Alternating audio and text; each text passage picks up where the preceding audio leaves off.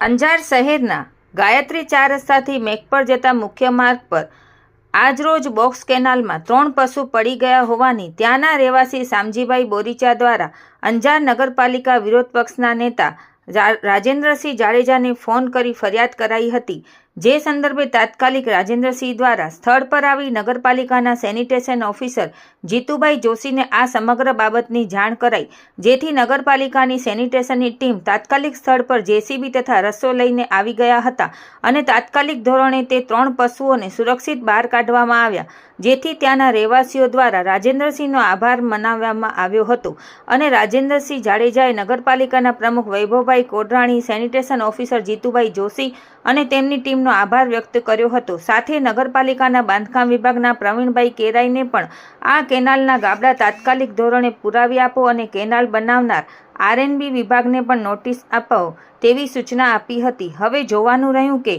નગરપાલિકા આ બાબતે શું કાર્યવાહી કરે છે। રિપોર્ટ ભારતી માખીજાણી, અંજાર।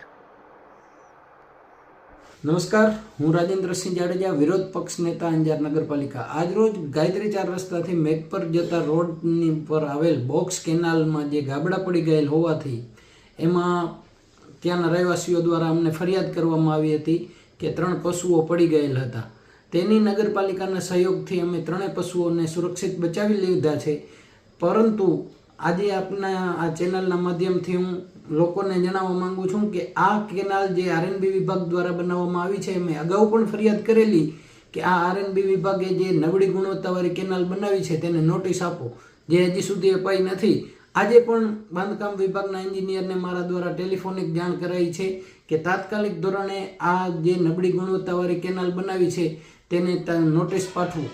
હવે જોવાનું રહ્યું શું કરવામાં આવે છે નગરપાલિકા દ્વારા। જય ભારત, જય હિન્દ।